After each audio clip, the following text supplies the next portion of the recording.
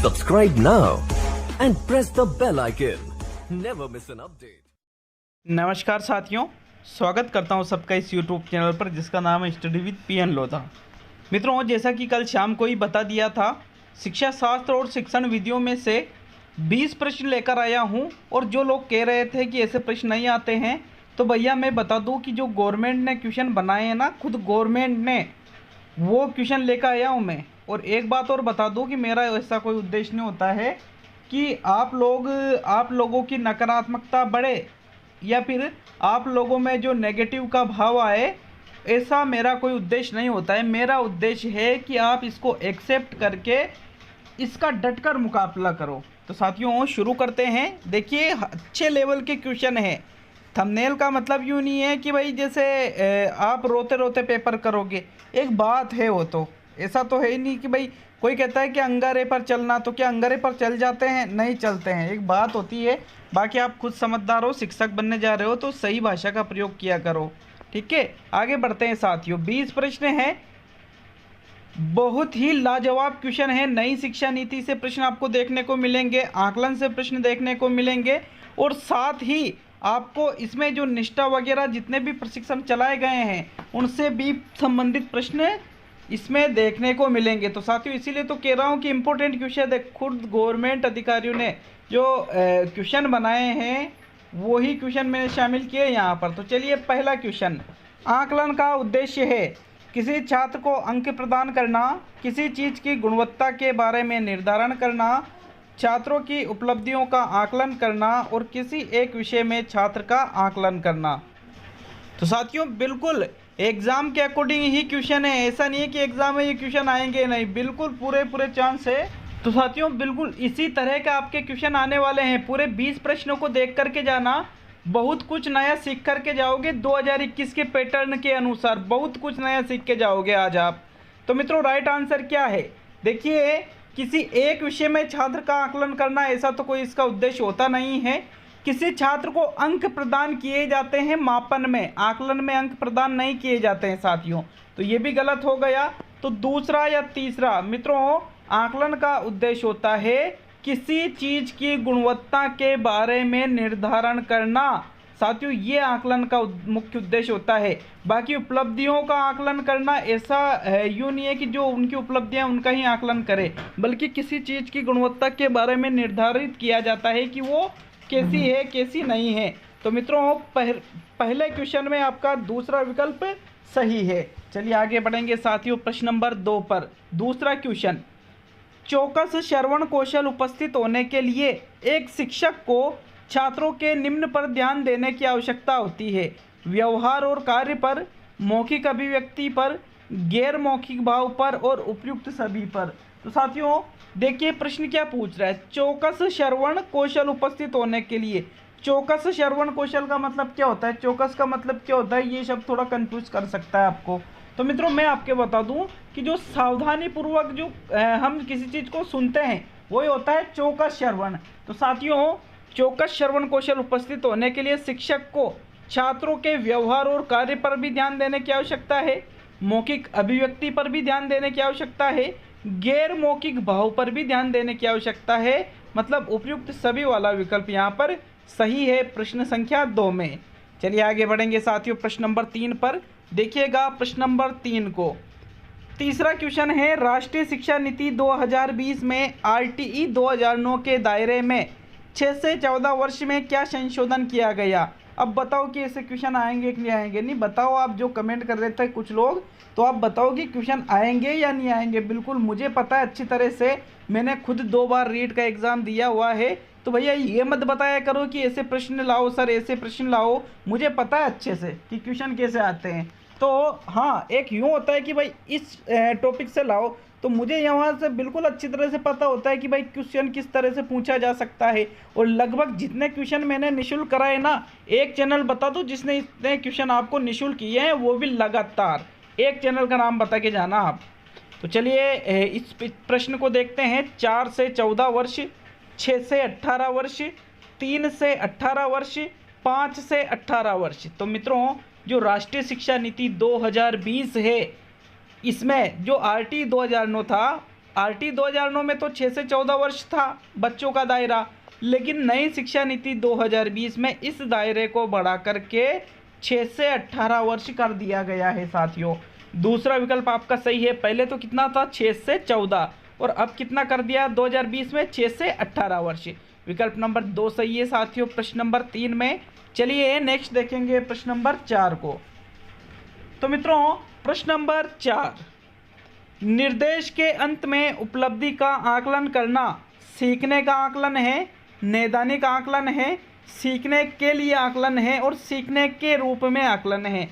तो कई बार क्या होता है, हम सीखने का आकलन, सीखने के लिए आकलन, सीखने के रूप में आकलन, इन तीनों शब्दों में बड़े ही कंफ्यूज हो जाते हैं साथियों। अब मतलब ये भी पता नहीं चलता कि ये चीज़ें होती क्या है, कि सीखने के रूप में आकलन क्या है, सीखने के लिए आकलन क्या है, सीखने का आकलन क्या है। तो साथियों देखिएगा, निर्देश के अंत में मतलब आपने निर्देश दे दिया है, आप इस चीज़ का पता लगाते हो कि कितनी उपलब्धि छात्रों ने अर्जित की है, तो उसको कहा जाता है सीखने का आकलन। सीखने का आकलन का मतलब क्या हुआ कि जो बच्चों को आपने बताया है, अपने बच्चों को पूरा पढ़ा दिया है, और फिर सबसे बाद में मतलब पूरा शिक्षण कराने के बाद में जब आप आकलन करते हो तो इसको कहा जाता है सीखने का आकलन। विकल्प नंबर 1 सही है साथियों प्रश्न नंबर 4 में। तो चलिए नेक्स्ट प्रश्न देखेंगे मित्रों, प्रश्न नंबर 5 को।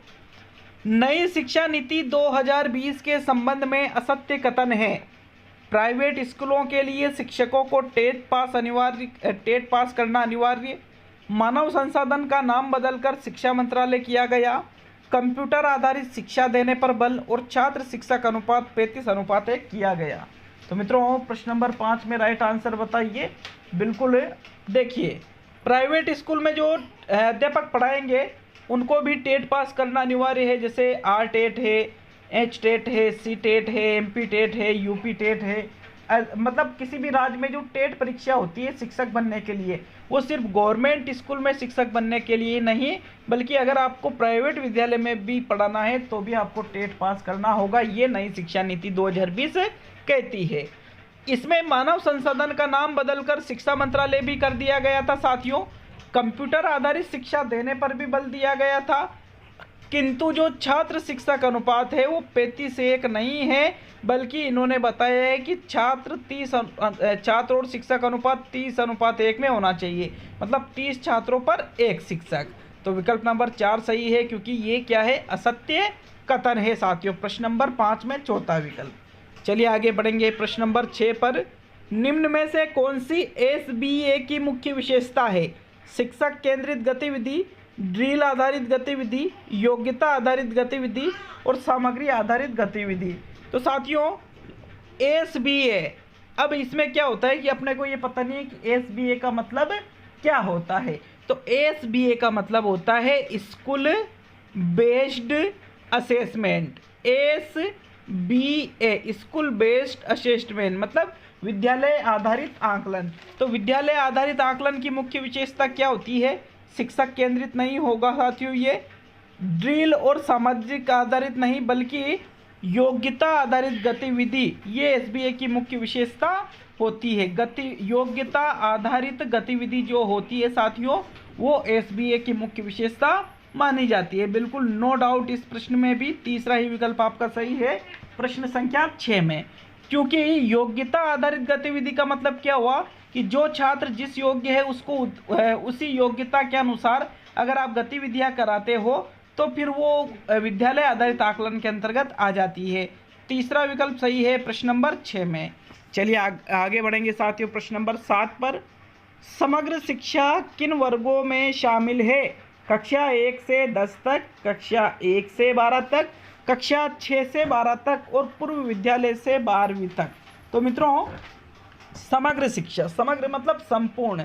तो संपूर्ण शिक्षा की अगर हम बात करें तो संपूर्ण का मतलब यूँ नहीं है कि 1 से 12 तक, एक कक्षा 1 के पहले भी क्लासें होती है जिसको हम पूर्व विद्यालय या पूर्व प्राथमिक कक्षा कहते हैं। तो पूर्व विद्यालय से कक्षा 12वीं तक को समग्र शिक्षा में शामिल किया गया है। चौथा विकल्प आपका सही है साथियों प्रश्न नंबर 7 में। चलिए देखेंगे प्रश्न नंबर 8 को। मित्रों 8वां क्वेश्चन, अधिगम का अनुवीक्षक आकलन हिस्सा है।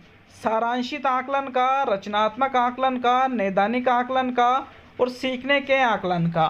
तो मित्रों अनुवीक्षक आकलन जो है, अनुवीक्षक, अनु प्लस शिक्षक जिसको थोड़ी यहाँ मिसप्रिंट है, अनुवीक्षक यहाँ पर मैंने लिखा था ये रचनात्मक आकलन का हिस्सा है। एक होता है रचनात्मक आकलन और एक होता है योगात्मक आकलन। तो साथियों ये अनुवीक्षक आकलन रचनात्मक आकलन के अंतर्गत ही आता है। प्रश्न नंबर 8 में आपका दूसरा विकल्प सही है।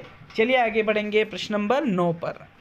मित्रों आशा है आपको कुछ ना कुछ नया सीखने को 101% मिला होगा।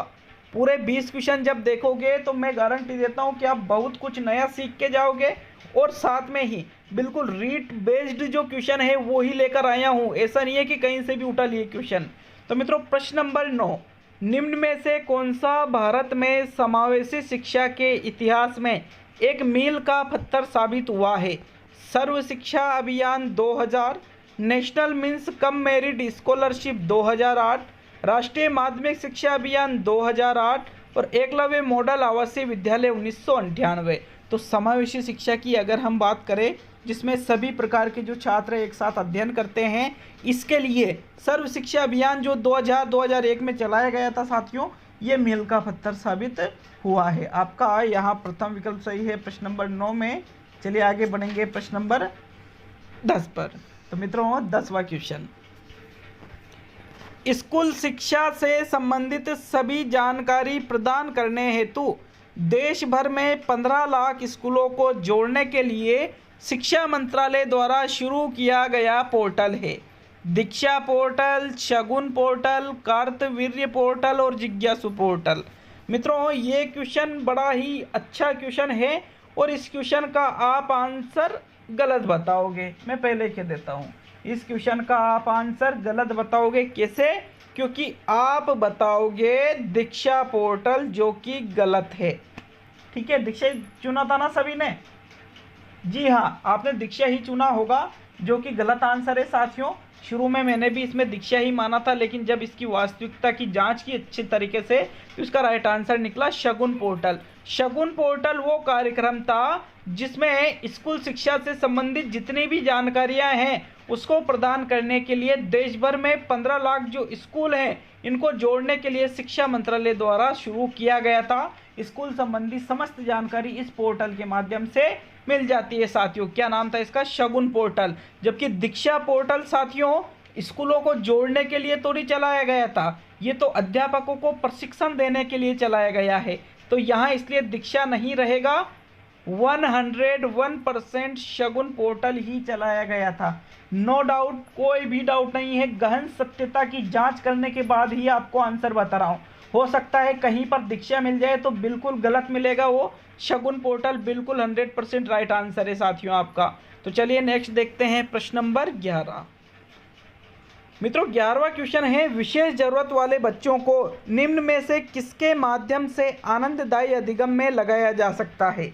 पाठ को याद करवाकर, ऊंची आवाज में बोलकर, लिखने का अभ्यास करवाकर और कला समेकित शिक्षा द्वारा। तो साथियों प्रश्न नंबर 11 में राइट आंसर बताओ। मित्रों प्रश्न नंबर जो 11 है इसमें प्रश्न क्या पूछ रहा है कि जो विशेष जरूरतमंद वाले बच्चे होते हैं उनको आनंददायी अधिगम अगर आपको कराना है तो कौन सा माध्यम अपनाओगे? याद करवा कर आप यूं नहीं कि आनंददायी अधिगम करवा रहे हो। ऊंची आवाज़ में बोलना तो वैसे ही गलत हो जाता है कि बच्चे डर जाएंगे, और लिखने का अभ्यास करवा कर भी नहीं, बल्कि कला समेकित शिक्षा द्वारा, समेकित मतलब समावेशी शिक्षा द्वारा। और ये विशेष ज़रूरत वाले जो बच्चे हैं ये इसी के अंतर्गत आ जाएं, कला समेकित शिक्षा द्वारा। चौथा विकल्प आपका सही है साथियों प्रश्न नंबर 11 में। चलिए आगे बढ़ेंगे प्रश्न नंबर 12 पर। मित्रों प्रश्न नंबर 12 अच्छे से देखना है। निम्न में से राष्ट्रीय पाठ्यचर्या की रूपरेखा के लिए कौन सा वाक्य सही है? पहला वाक्य है एनसीईआरटी को एनसीएफ विकसित करने के लिए आदेश दिए गए थे। एनसीईआरटी का गठन तो 1961 में ही हो गया था, लेकिन एनसीएफ का गठन हुआ था 2005 में। तो इसका गठन करने के लिए किसको आदेश दिए थे? एनसीईआरटी को। यह शिक्षा पर राष्ट्रीय नीति में उल्लेखित दृष्टि के अनुरूप शैक्षिक उद्देश्य प्रदान करता है। बिल्कुल साथियों, जो शिक्षा पर राष्ट्रीय नीति में जो बिंदु लिखे हुए हैं उनके अनुरूप ही शैक्षिक उद्देश्य प्रदान करेगा। ये पाठ्यक्रम व पाठ्य पुस्तकों में शामिल किए जाने वाली सामग्री पर मार्गदर्शन प्रदान करता है। जी हाँ, ये भी बिल्कुल सही है। तो फिर उपयुक्त सभी वाला विकल्प आपका सही है। प्रश्न नंबर 12 में चौथा विकल्प सही है साथियों। चलिए आगे बढ़ेंगे प्रश्न नंबर 13 पर मित्रों। 13वां क्वेश्चन आईसीटी से संबंधित नहीं है। कल्पना, सर्जन, पुनः प्राप्ति और प्राप्त करना। तो मित्रों आईसीटी में सर्जन आता है, प्राप्त करना आता है, पुनः प्राप्त करना भी आता है, लेकिन कल्पना आईसीटी के अंतर्गत नहीं आती है। तो विकल्प नंबर 1 सही है आपका प्रश्न नंबर 13 में। ये बिल्कुल अलग ही ऑप्शन आपको लग रहा है। तो चलिए आगे बढ़ेंगे प्रश्न नंबर 14 पर। मित्रों 14वां क्वेश्चन है, राम दृष्टिबाधित छात्र है, निम्न में से कौन सा उसके अधिविन्यास और गतिशीलता प्रशिक्षण के लिए सबसे उपयोगी करता है। तो एक लड़का है, एक छात्र है जिसका नाम क्या है, राम। दृष्टिबाधित मतलब उसको दिखाई नहीं देता है साथियों। तो फिर स्कूल में कौन सी गतिशीलता कराओगे, किस तरीके से उसको सिखाओगे आप, जो सबसे इम्पोर्टेंस है। पहला है सीखने की गतिविधि का मौखिक विवरण, आप मौखिक रूप से बोलकर उसको समझाओगे। दूसरा है नोटबंदी के स्लेट और स्टाइल दिखाकर, ऑडियो क्लिप्स सुनाकर और स्कूल भवन के स्पर्श नक्शे। तो साथियों प्रश्न नंबर 14 में राइट आंसर देखिए स्कूल भवन के स्पर्श नक्शे, क्योंकि वो देख तो सकता ही नहीं है, लेकिन अगर वो स्पर्श करके किसी चीज़ को, जिसको जैसे ब्रेल लिपि में भी तो स्पर्श करके बच्चे पढ़ लेते हैं, उसी प्रकार स्कूल भवन के जो स्पर्श नक्शे जिनको बालक छू करके, स्पर्श करके, अनुभव करके उस चीज़ को सीखे, तो साथियों वो सबसे बेस्ट रहेगा जिन बालकों को दिखाई नहीं देता है। चौथा विकल्प आपका प्रश्न नंबर 14 में राइट है साथियों। नेक्स्ट देखेंगे प्रश्न नंबर 15। मित्रों 15वां क्वेश्चन कुछ अप्लाइड क्वेश्चन आप इसको मान सकते हो कि आसानी से जवाब इसका मिल जाएगा, क्योंकि इसका जवाब इसी में छुपा हुआ है। प्रश्न नंबर 15 है, निम्न में से कौन सा कार्य लिंग भेद को नहीं दर्शाता है। शेफाली पर्वतारोही बनने के लिए प्रशिक्षण ले रही है। शारदा अपना ज़्यादा समय किचन में बिताती है। बंटी और उसके दोस्त आमतौर पर टॉय कार व टॉय गन के साथ खेलते हैं। और परिवार की रोजी रोटी कमाने के कारण रोहित परिवार से संबंधित सभी फैसले लेता है। तो मित्रों कौन सा यहाँ पर लिंग भेद को नहीं दर्शा रहा है। देखिएगा एक व्यक्ति है जिसका नाम है रोहित, कमाई वो करता है तो परिवार के फैसले भी वो ले रहा है, तो बिल्कुल यहाँ तो लैंगिकता प्रदर्शित हो रही है साथियों, तो ये गलत। बंटी और उसके दोस्त, बंटी दोस्त उसके लड़के ही होंगे, बंटी भी लड़का ही है, तो साथियों टॉय कार और टॉय गन के साथ खेलते हैं और लड़कियां गुड्डे गुड्डियों से खेलती है, तो बिल्कुल ये भी लिंग भेद को प्रदर्शित कर रहा है। शारदा नाम की एक लड़की है जो ज़्यादा समय कहाँ बिताती है, किचन में, क्योंकि उसकी मम्मी कहती है कि बेटा ये काम सीख ले, ससुराल में काम आएगा। तो इस प्रकार से ये भी बिल्कुल लिंग भेद को प्रदर्शित करता है। लेकिन शेफाली पर्वतारोही बनने के लिए प्रशिक्षण ले रही है, तो साथियों शेफाली एक लड़की है जो कि लड़की होकर भी पर्वतारोही बनने के लिए प्रशिक्षण ले रही है। तो फिर ये ऐसा इसमें कुछ नहीं कहा जा रहा है कि भाई जो जेंडर अपनी जो सोच बना रखी है कई वर्षों से, उसको चेंजेस किया जाता है जहाँ पर, तो फिर उसको आप लिंग भेद नहीं कह सकते। इसलिए प्रथम विकल्प आपका सही रहेगा प्रश्न नंबर 15 में। तो मित्रों प्रश्न नंबर 16 देखेंगे। 16वां क्वेश्चन, NEP 2020 स्कूली शिक्षा के मौजूदा 10+2 डिजाइन किसमें बदलने का प्रस्ताव देता है। NEP न्यू एजुकेशन पॉलिसी, नई शिक्षा नीति 2020। तो साथियों नई शिक्षा नीति 2020 जो पहले 10+2 डिज़ाइन था, जो कि 10+2+3 था ऐसे, तो जो कि राष्ट्रीय शिक्षा नीति 1986 के द्वारा दिया गया था, इसको किस में बदलने जा रहे हैं। तो साथियों 10+2 डिजाइन को बदलने में जा रहे हैं 5+3+3+4। इस प्रकार से बच्चे पढ़ाई करेंगे। अब उनका एक जो फॉर्मेट है वो 10+2+3 वाला नहीं रहेगा, बल्कि 5+3+3+4 वाला रहेगा। विकल्प नंबर 1 सही है साथियों 16वें क्वेश्चन में। नेक्स्ट देखेंगे प्रश्न नंबर 17 को। समावेशी शिक्षा को बढ़ावा देने के लिए निम्न में से कौन सा महत्वपूर्ण नहीं है। शिक्षक का विश्वास कि सभी बच्चे एक साथ सीख सकते हैं, शिक्षक की सामाजिक आर्थिक स्थिति, शिक्षक का सकारात्मक व निष्पक्ष रवैया और उपयुक्त सभी। साथियों एक एक क्वेश्चन को बहुत ही अच्छे तरीके से चेक करके आंसर बता रहा हूँ और पूरी कोशिश कर रहा हूँ समझाने की। तो जो समावेशी शिक्षा है, मतलब जिसमें सभी तरह के बच्चे एक साथ पढ़ते हैं, वहाँ पर शिक्षक को इस बात का विश्वास होना चाहिए कि सभी बच्चे एक साथ सीख सकते हैं, तभी तो समावेशी शिक्षा रहेगी। शिक्षक का सकारात्मक दृष्टिकोण होना चाहिए और रवैया उसका निष्पक्ष होना चाहिए। तो साथियों, ये दोनों चीज़ें तो महत्वपूर्ण है समावेशी शिक्षा को बढ़ावा देने के लिए। लेकिन शिक्षक की सामाजिक आर्थिक स्थिति ये बढ़ावा देने के लिए महत्वपूर्ण थोड़ी होती है साथियों, इसलिए दूसरा विकल्प सही रहेगा आपका प्रश्न नंबर 17 में, चौथा नहीं, ओनली दूसरा विकल्प। चलिए आगे बढ़ेंगे साथियों प्रश्न नंबर 18 पर। 18वां क्वेश्चन, निम्न में से कौन सा कथन पाठ्यक्रम के लिए मान्य नहीं है? इसमें पाठ्यक्रम, पाठ्य पुस्तकों, शिक्षा शास्त्र और मूल्यांकन विधियों को शामिल किया गया है। यह स्कूलों के शिक्षा के उद्देश्यों को लागू करने के लिए डिजाइन की गई नियोजित गतिविधियों का एक समूह है। यह भारत के विभिन्न स्तरों पर शिक्षा के लिए दृष्टि प्रदान करता है और यह राष्ट्रीय पाठ्यचर्या की रूपरेखा विकसित करता है। तो साथियों, पाठ्यक्रम के लिए कौन सा मान्य नहीं है? तो मित्रों, पाठ्यक्रम देखिए राष्ट्रीय पाठ्यचर्या की रूपरेखा भी विकसित करेगा। जो पाठ्यक्रम है इसमें जो पाठ्य पुस्तक है, जो शिक्षा शास्त्र है और जो मूल्यांकन है, इनकी विधियों को शामिल इसमें किया जाता है। स्कूलों के शिक्षा के उद्देश्यों को लागू करने के लिए डिज़ाइन की गई नियोजित गतिविधियों का ये एक समूह है, लेकिन ये भारत के विभिन्न स्तरों पर शिक्षा के लिए दृष्टि प्रदान करने का कार्य नहीं करता है साथियों। तीसरा विकल्प आपका सही है प्रश्न नंबर 18 में। चलिए नेक्स्ट देखते हैं प्रश्न नंबर 19 को। निम्न में से कौन सा एक उपयुक्त प्रारंभिक आकलन कार्य नहीं है? खुले प्रश्न, परियोजनाएं, अवलोकन और छात्रों की रैंकिंग। तो मित्रों 19वें क्वेश्चन का राइट आंसर बताओ। मित्रों देखिएगा, खुले प्रश्न, परियोजनाएं, अवलोकन, ये तीनों ही बिल्कुल प्रारंभिक आकलन कार्य है, लेकिन छात्रों की जो रैंकिंग है वो प्रारंभिक आकलन में नहीं आता है साथियों, बल्कि रैंकिंग का काम तो बाद में किया जाता है। इसलिए चौथा विकल्प आपका सही है 19वें क्वेश्चन में। अब अंतिम और 20वां क्वेश्चन, जी हाँ, अगर गवर्नमेंट राज्य सरकार जो क्वेश्चन बना रही है वो क्वेश्चन मैं आपके लिए लाऊं तो बिल्कुल आप यूँ मान के चलिए साथियों, ये वो चीज़ें हैं जो आपके सिलेक्शन को बहुत आगे ले जाने वाली है। इसलिए कह रहा था कि भाई कल वाले वीडियो को, 8 बजे वाले वीडियो को ज़रूर देखिएगा।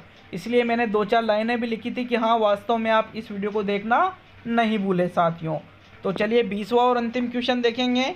सतत एवं व्यापक आकलन आवश्यक है शिक्षण के साथ परीक्षणों को सुधारने के लिए, शिक्षा बोर्ड की जवाबदेही कम करने के लिए, यह समझने के लिए कि कैसे अधिगम हो, अवलोकन कैसे हो, रिकॉर्ड और बेहतर बनाया जा सके और अत्यधिक बारंबार त्रुटियों की तुलना में कम बारंबार त्रुटियों को ठीक करने के लिए। तो मित्रों सीसी किसके लिए आवश्यक है?